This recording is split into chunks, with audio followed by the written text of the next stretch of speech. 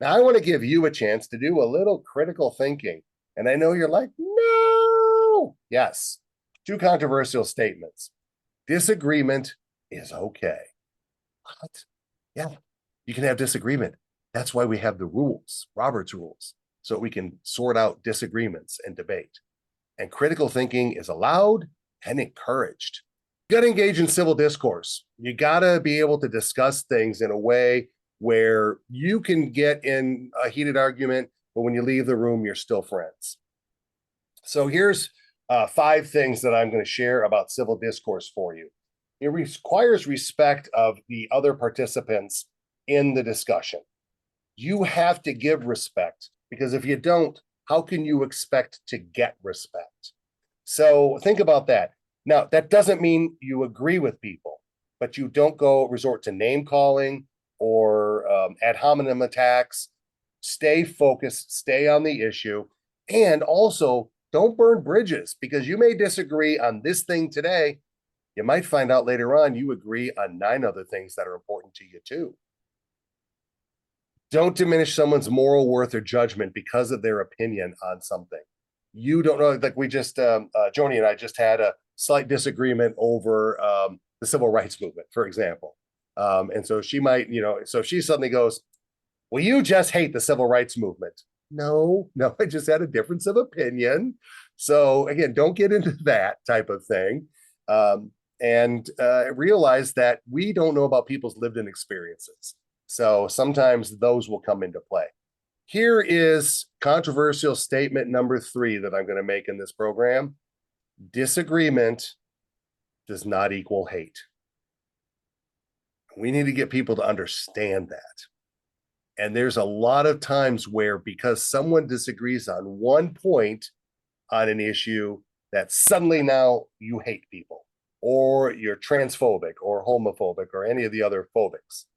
No, I just disagree on this one point. I agree with you on everything else. And I think we do a disservice at times to people when we don't hear them out. And again, we can disagree on things because what's ultimately going to happen?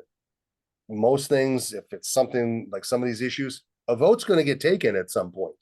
And so, do you want me on your side for everything else and we just disagree on this one thing? Or do you want me just to say, you know what, I'm out? That's unfortunately, I think what's going to happen. A lot of good people could get turned away from issues that are important to people, no matter what side you're on. We got to avoid hostility, excessive persuasion, and direct antagonism.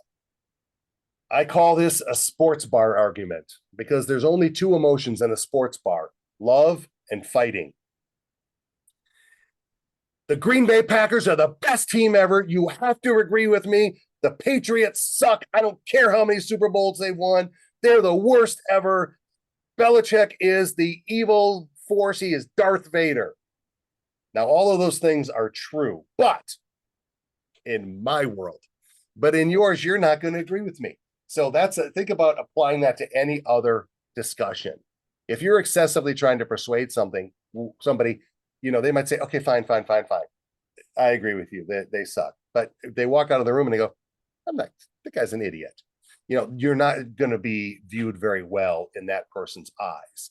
So excessive persuasion, certainly hostility, it doesn't get you anywhere. We're trying to open up people's minds and warm their hearts to our cause. And it requires modesty and an appreciation, as I just mentioned, of people's lived in experiences. You don't know where somebody's coming from. Like, for example, if you ever met me, you look at me, you might go, wow, Dave, you really got it together and you live in a nice house and all this stuff. You must be X, Y, and Z. What you don't know is that I grew up, I told you this earlier today, in a trailer park, living in a mobile home. You don't know that I was a free lunch kid. This was before schools offered free breakfast and lunch. I was one of the few kids who was considered low income and had to go every Monday morning into the principal's office and get my little card that said I got free lunch. And everybody in the school knew it. Hey, now it doesn't bother me, but as a 15-year-old kid, that was pretty devastating. And I only went to college because of grants and scholarship programs for low-income families. But I think I've done a lot with my education. And that's why I love to work with students, because I see the potential. That's the potential that I had that is still, I think, expressing itself. And I want to help encourage that potential in other people. So be modest about other people. Oh, well, you got it all together. Um, Not always, and there still is sometimes self-esteem issues and even insecurities. So you never know where someone's coming from. And then this next one is one of mine. Keep the emotions in check and listen. When that temperature gets up, let's bring it back down again. Maybe we need to step aside. Maybe we need to table this. Maybe we need to take a recess. And listening is so important because the other person might be right, and you just never know. Any thoughts on civil discourse? Because here's my final thought. There's not a fill in for it. Write it down if you'd like, or just internalize it.